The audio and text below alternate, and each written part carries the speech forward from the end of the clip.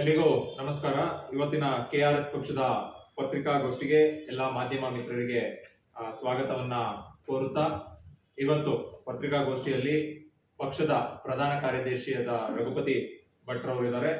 ಇವತ್ತಿನ ಪತ್ರಿಕಾಗೋಷ್ಠಿಯ ಮುಖ್ಯ ವಿಷಯ ಸರ್ಕಾರದ ಜನವಿರೋಧಿ ನೀತಿ, ಮುಖ್ಯವಾಗಿ BWSSB ಹಾಗೂ ಬೆಂಗಳೂರಿನ ನಗರಾಭಿವೃದ್ಧಿ ಸಚಿವರಾದ DK ಶಿವಕುಮಾರ್ ಅವರ ಕುರಿತಾಗಿರುತ್ತೆ.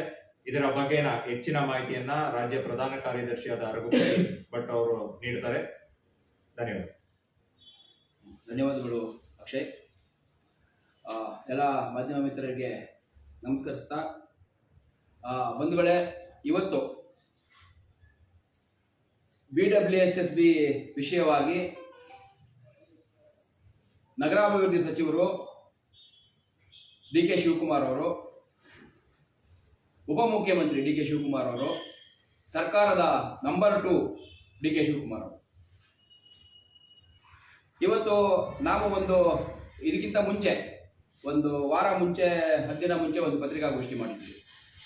BWSSB ಜಲಮಂಡಳಿ ಅಂತ ನಾವು ಏನು ಹೇಳ್ತೀವಿ, ಇವರು ಯಾವ ರೀತಿ ಜನರಿಂದ ಶುಲ್ಕ ವಸೂಲಿಗಳನ್ನ ಮಾಡ್ತಾ ಇದ್ದಾರೆ, ಪೆನಾಲ್ಟಿಗಳನ್ನ ಜನರಿಗೆ ಗೊತ್ತಿಲ್ಲದೆ ಇರುವ ಹಾಗೆ ಯಾವ ರೀತಿ ವಸೂಲಿ ಮಾಡ್ತಾ ಇದ್ದಾರೆ, ಆಮೇಲೆ ಇಲ್ಲದೆ ಇರುವ ಸರ್ವಿಸ್ ಕೊಡದೇ ಇದ್ರೂ ಕೂಡ ಚಾರ್ಜಸ್ನ ಅನಧಿಕೃತವಾಗಿ ಚಾರ್ಜ್ ಮಾಡಿಬಿಟ್ಟು ಜನರಿಂದ ವಸೂಲಿ ಯಾವ ತರ ಮಾಡ್ತಾ ಇದ್ದಾರೆ, ಆಮೇಲೆ ಅಲ್ಲಿ ನಡೆದಿರೋ ಭ್ರಷ್ಟಾಚಾರ, ಅಲ್ಲಿನ ಇಂಜಿನಿಯರ್ಗಳು ಯಾವ ರೀತಿ ಜನರಿಂದ ಮೀಟರ್ ಅಳವಡಿಕೆಯಿಂದ ಹಿಡ್ಕೊಂಡು, ಮೀಟರ್ ಬದಲಾವಣೆಯಿಂದ ಹಿಡ್ಕೊಂಡು, ಮೀಟರ್ ರೀಡಿಂಗ್ ತಗೊಳ್ಳೋವರೆಗೂ ಕೂಡ ಯಾವ ರೀತಿ ಭ್ರಷ್ಟಾಚಾರ ಮಾಡ್ತಾ ಇದ್ದಾರೆ ಅನ್ನೋದನ್ನು ನಾವು ಬಯಲು ಮಾಡಿದ್ವಿ.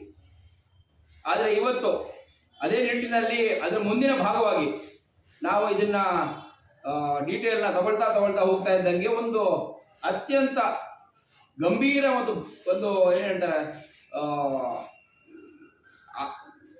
ಒಂದು ಆಶ್ಚರ್ಯ ಅಂತನೂ ಅಲ್ಲ, ಒಂದು ರೀತಿ ಶಾಕ್ ಆಗುವಂತಹ ಒಂದು ವಿಚಾರ ನಮ್ಮ ಗಮನಕ್ಕೆ ಬಂದಿದೆ. BWSSB ಅವರು, ನಾವು ಕಳೆದ ಪತ್ರಿಕಾಗೋಷ್ಠಿಯಲ್ಲಿ ಹೇಳಿದ ಹಾಗೆ BWSSB ಅವರು ಒಂದು BCC ಚಾರ್ಜಸ್ ಅಂತ ಚಾರ್ಜ್ ಮಾಡ್ತಾರೆ. ಪ್ರತಿ ಕನೆಕ್ಷನ್ಗೂ ಕೂಡ, ಪ್ರತಿ ಮನೆಗೂ ಕೂಡ ಬೆನಿಫಿಷರಿ ಕ್ಯಾಪಿಟಲ್ ಕಾಂಟ್ರಿಬ್ಯೂಷನ್ ಚಾರ್ಜಸ್ ಅನ್ನೋದನ್ನ ಚಾರ್ಜ್ ಮಾಡ್ತಾರೆ. ಅದನ್ನ ನಾವು ಕಳೆದ ಪತ್ರಿಕಾಗೋಷ್ಠಿಯಲ್ಲಿ ಹೇಳಿದ್ದೀವಿ. ಎಲ್ಲರೂ, ಹಲವಾರು ಜನ ಬಳಕೆದಾರರು ಈ ಚಾರ್ಜಸ್ಗಳ ವಿರುದ್ಧ ಕೋರ್ಟ್ಗೆ ಹೋಗ್ಬಿಟ್ಟು ಹೈಕೋರ್ಟ್ ಇಂದ ಇದು ಚಾರ್ಜಸ್ಗಳು ಕಾನೂನು ಬಾಹಿರ ಮತ್ತೆ ಇದು ಮರುಪಾವತಿ ಆಗಬೇಕು ಅನ್ನುವಂತಹ ಆದೇಶನ ಪಡ್ಕೊಂಡು ಬಂದಿದ್ದಾರೆ. ಆದರೆ ಇದನ್ನ ಯಾವುದೇ ರೀತಿ ಅವರು ಮರುಪಾವತಿ ಮಾಡಿಲ್ಲ. ಇದನ್ನ ನಾವು ಕಳೆದ ಪತ್ರಿಕಾಗೋಷ್ಠಿಯಲ್ಲೇ ಹೇಳಿದ್ವಿ. ಆದರೆ ಇವತ್ತು ಹೇಳ್ತಾ ಇರುವಂತದ್ದು, ಈ ದಾವೆ ಹೂಡಿರುವ ಕಂಪನಿಗಳಲ್ಲಿ ಒಂದು company Shobha limited, Shobha developers ಅಂತ ನಾವೇನು ಹೇಳ್ತೀವಿ, ಆ ಕಂಪನಿ ಕೂಡ ಒಂದು ದಾವೆ ಹೂಡ್ಬಿಟ್ಟು ಇದೇ BCC ಚಾರ್ಜಸ್ಗಳ ವಿರುದ್ಧ ಅವ್ರಿಗೆ 1 ಕೋಟಿ ಕಟ್ಟಬೇಕು ಅಂತ ಯಾವಾಗ ಡಿಮಾಂಡ್ ನೋಟಿಸ್ ಜಲಮಂಡಳಿ ಕೊಟ್ಟರು, ಅವಾಗ ಅವರು ಕೋರ್ಟ್ಗೆ ಹೋಗ್ಬಿಟ್ಟು ಕೋರ್ಟ್ ಅಲ್ಲಿ ಇದೇ ಆದೇಶವನ್ನ, BCC ಚಾರ್ಜಸ್ ಕಾನೂನು ಬಾಹಿರ ಮತ್ತೆ ಅದು ಮರುಪಾವತಿ ಮಾಡಬೇಕು ಅನ್ನುವಂತ ಆದೇಶವನ್ನ ಅವರು ಕೂಡ ಪಡ್ಕೊಂಡು ಬಂದಿದ್ದಾರೆ. 2021ರಲ್ಲಿ ಅವರು ಹೈಕೋರ್ಟ್ಗೆ ಹೋಗ್ಬಿಟ್ಟು ಅದರ ಆದೇಶವನ್ನ ಪಡ್ಕೊಂಡಿದ್ದಾರೆ. ಆದ್ರೆ ಆದೇಶ ಪಡ್ಕೊಂಡ ಮೇಲೆ ಜಲಮಂಡಳಿಯವರು ಈ ಆದೇಶದ ವಿರುದ್ಧ ಮೇಲ್ಮನವಿಗೆ ಹೋಗಿದ್ದಾರೆ. ಸರಿ, ಓಕೆ, ಅವ್ರು ಮೇಲ್ಮನವಿಗೆ ಹೋಗಿದ್ದಾರೆ, ಒಪ್ಕೊಳ್ಳೋಣ. ಇಲ್ಲಿ ನೀವು ಗಮನಿಸಬೇಕಾಗಿರೋದು ಒಂದು ಪ್ರಮುಖವಾದ ಅಂಶ ಏನಂದ್ರೆ, ಈ ಶೋಭಾ ಲಿಮಿಟೆಡ್ಗೆ ಜಲಮಂಡಳಿಯವರು ಯಾವಾಗ ಅವರಿಗೆ ನೋಟಿಸ್ ನೀಡಿದಾರಲ್ವಾ, ಆ ನೋಟಿಸ್ ಯಾರಿಗೆ ನೀಡಿದ್ದಾರೆ ಅನ್ನೋದು ಒಂದು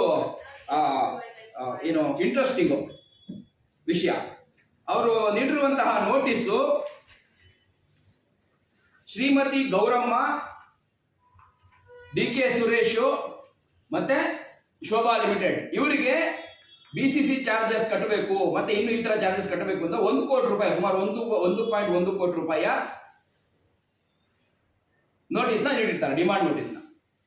ಇದ್ರ ಮೇಲೆನೆ ಇವರು ಕೋರ್ಟ್ಗೆ ಹೋಗಿ ಆದೇಶವನ್ನ ಪಡ್ಕೊಂಡು ಬಂದಿರುವಂಥದ್ದು. ಯಾರು ಇವರು? ಗೌರಮ್ಮ, DK ಸುರೇಶ್ ಇವರು ಯಾರು ಅಲ್ಲ, ನಮ್ಮ ಮಾನ್ಯ ಉಪಮುಖ್ಯಮಂತ್ರಿ DK ಶಿವಕುಮಾರ್ ಅವರ ತಮ್ಮ ಮತ್ತೆ ಅಮ್ಮ.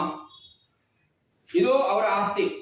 ಇವರು ಯಾವ ಪ್ರಾಜೆಕ್ಟ್ ಮೇಲೆ ಜಲಮಂಡಳಿಯವರು ನಿರಪೇಕ್ಷಣಾ ಪತ್ರ ಕೊಡೋದಕ್ಕೆ ಈ ಡಿಮಾಂಡ್ ನೋಟಿಸ್ BCC ಚಾರ್ಜಸ್ ಮತ್ತೆ ಇತರ ಚಾರ್ಜಸ್ ನೀವು ಕಟ್ಟಬೇಕು, ಇಲ್ಲಾಂದ್ರೆ ನಿರಪೇಕ್ಷಣಾ ಪತ್ರ ಸಿಗೋದಿಲ್ಲ ಅಂತ ಹೇಳಿ ಅವ್ರಿಗೆ ನೋಟಿಸ್ ಕೊಟ್ಟಿದ್ರು, ಆ ಪ್ರಾಜೆಕ್ಟ್ ನ ಆಸ್ತಿಯ ಒಡೆಯರು ಡಿ.ಕೆ. ಸುರೇಶ್ ಮತ್ತೆ ಶ್ರೀಮತಿ ಗೌರಮ್ಮ, ನಮ್ಮ ಮಾನ್ಯ ಡಿ.ಕೆ. ಶಿವಕುಮಾರ್ ಅವರ ತಾಯಿ ಮತ್ತೆ ತಮ್ಮ.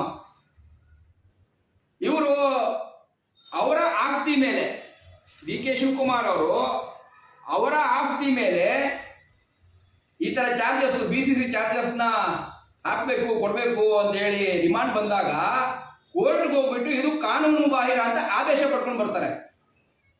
ಆದ್ರೆ ಇವತ್ತಿನವರೆಗೂ ಕೂಡ ಪ್ರತಿದಿನ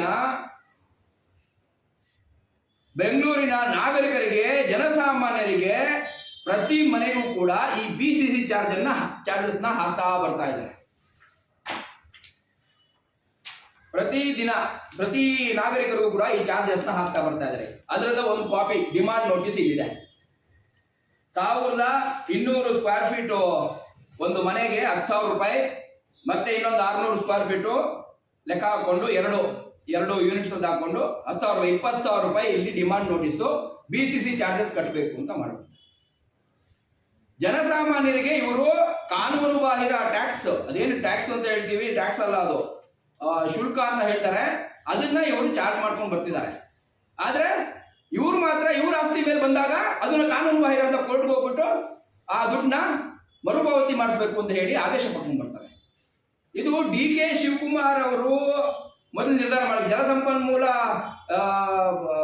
ಇಲಾಖೆ ಕೂಡ ಅವರ ಅಂಡರ್ ಬರುತ್ತೆ. ನಗರಾಭಿವೃದ್ಧಿ ಸಚಿವರಾಗಿರುವಂತವರು ಡಿ.ಕೆ. ಶಿವಕುಮಾರ್ ಅವರು, ಅವರ ಕೆಳಗಡೆ ಅದು ಬರುತ್ತೆ. ಈಗ ಅವರು ನಿರ್ಧಾರ ಮಾಡ್ಕೋಬೇಕು ಇದು ಕಾನೂನು ಬಾಹಿರ. ಈಗ ಅವರೇನೆ ಸರ್ಕಾರದಲ್ಲಿರೋರು, ಅವರೇನೆ ಸರ್ಕಾರ, ಅವರೇನೆ ಜಲಮಂಡಳಿಗೆ ಈ ಚಾರ್ಜಸ್ ನ ಹಾಕ್ಬೇಕು ಅಂತ ಹೇಳಿರ್ತಾರೆ. ಅವರೇನೆ ಅವರ ಆಸ್ತಿ ಮೇಲೆ ಬಂದಾಗ ಅದನ್ನ ಕಾನೂನು ಬಾಹಿರ ಅಂತ ಹೇಳ್ತಾರೆ.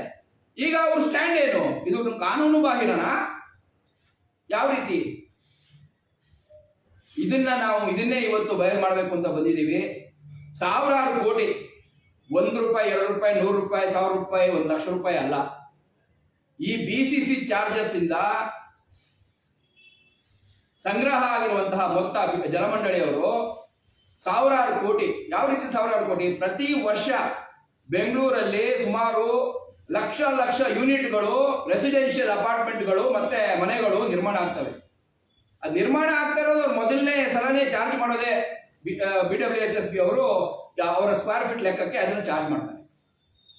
ಇದು ಸಂಪೂರ್ಣವಾಗಿ ಕಾನೂನು ಬಾಹಿರ. ಪ್ರತಿ ವರ್ಷ 500 ರಿಂದ 1000 ಕೋಟಿ ಇದರಿಂದ ಅವರು ಕಲೆಕ್ಟ್ ಮಾಡ್ತಾರೆ.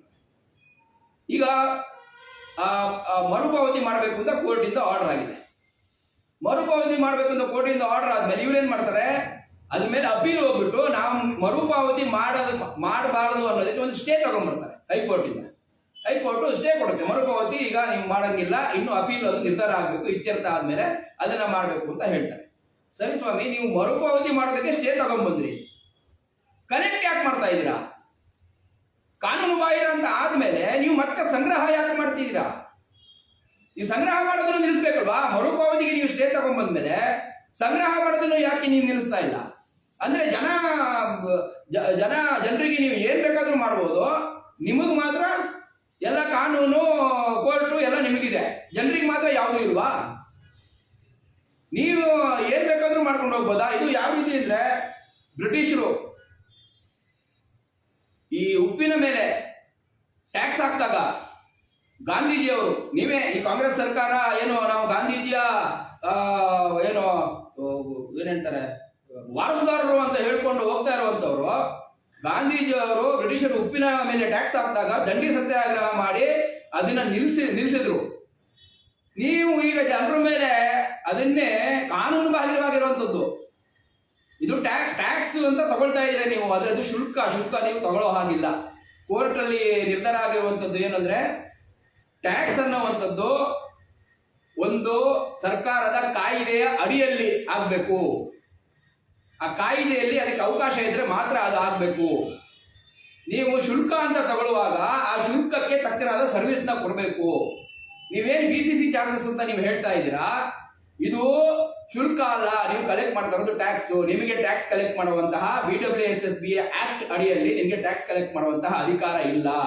ಆದ್ರಿಂದ ಇದು ಕಾನೂನು ಬಾಹಿರ ಅಂತ ಹೇಳಿ ಕೋರ್ಟ್ 1-2 ಕೇಸಲ್ಲ 10 ಕೇಸ್ಗಳಲ್ಲಿ ಇದೇ ರೀತಿ ಬಳಕೆದಾರರು ಕೋರ್ಟ್ಗೆ ಹೋಗ್ಬಿಟ್ಟು ಕೇಸ್ ಮಾಡ್ಕೊಂಡು ಬಂದಾಗ ಕೋರ್ಟ್ ಆದೇಶ ನೀಡಿದೆ. ಸೊ ಇದನ್ನ ನೀವು ಇನ್ನೂ ಜಾರಿಯಲ್ಲಿ ಇಟ್ಕೊಂಡು ಜನರಿಗೆ ಚಾರ್ಜ್ ಮಾಡ್ಕೊಂಡು ಹೋಗ್ತಾ ಇದ್ದೀರಲ್ಲ. ಜೊತೆಗೆ ನಿಮ್ಮ ವಿಚಾರ ಬಂದಾಗ ನೀವು ಕೋರ್ಟ್ಗೆ ಹೋಗ್ಬಿಟ್ಟು ಅದನ್ನ ನಿಮ್ಮ ಹತ್ರ ದುಡ್ಡಿದೆ ಸ್ವಾಮಿ, ಪಾಪ ಜನಸಾಮಾನ್ಯರು ಎಷ್ಟು ಜನ ಅಂತ ಕೋರ್ಟ್ಗೆ ಹೋಗ್ತಾರೆ. ಇದನ್ನ KRS ಪಕ್ಷದವರು ಇವತ್ತು ಬಯಲಿಗೆ ಎಳೆದಿದ್ದಾರೆ. ಇದು ಈ ಟ್ಯಾಕ್ಸ್ ನ ಏನ್ ಹೇಳ್ತಾರೆ, ಈ ಶುಲ್ಕ BCC ಚಾರ್ಜಸ್ ಏನಿದೆ ಇದನ್ನ ನೀವು ತಕ್ಷಣದಲ್ಲೇ ನಿಲ್ಲಿಸಿಲ್ಲ ಅಂದ್ರೆ KRS ಪಕ್ಷ ನಿಜವಾಗಲೂ ಗಾಂಧೀಜಿಯವರು ಮಾಡಿರುವಂತಹ ದಂಡಿ ಸತ್ಯಾಗ್ರಹ ಏನಿದೆ ಅದೇ ರೀತಿಯ ಸತ್ಯಾಗ್ರಹವನ್ನ ಹೋರಾಟಗಳನ್ನ ಮಾಡಬೇಕಾಗುತ್ತೆ. ನಿಮ್ಮ ವಿರುದ್ಧ ನಿಮ್ಮ ಮಾನ ಮರ್ಯಾದೆ ಹರಾಜಾಗೋದ್ರಲ್ಲಿ ಯಾವುದೇ ಸಂಶಯ ಇಲ್ಲ. ಆದ್ರಿಂದಾಗಿ ನೀವು ಇಮಿಡಿಯೇಟ್ ಆಗಿ ತಕ್ಷಣದಲ್ಲೇ ಈ ಶುಲ್ಕ ಏನಿದೆ ಇದನ್ನ ಬೆಂಗಳೂರಿಗರಿಗೆ ಚಾರ್ಜ್ ಮಾಡೋದನ್ನ ತಕ್ಷಣದಲ್ಲೇ ನಿಲ್ಲಿಸಬೇಕು ಅಂತ ನಾವು KRS ಪಕ್ಷದಿಂದ ಆಗ್ರಹ ಮಾಡ್ತಾ ಇದ್ದೀವಿ. ಮಾಧ್ಯಮ ಮಿತ್ರರಿಗೆ ಯಾವ್ದಾದ್ರು ಪ್ರಶ್ನೆಗಳಿದ್ರೆ ಕೇಳ್ಬೋದು.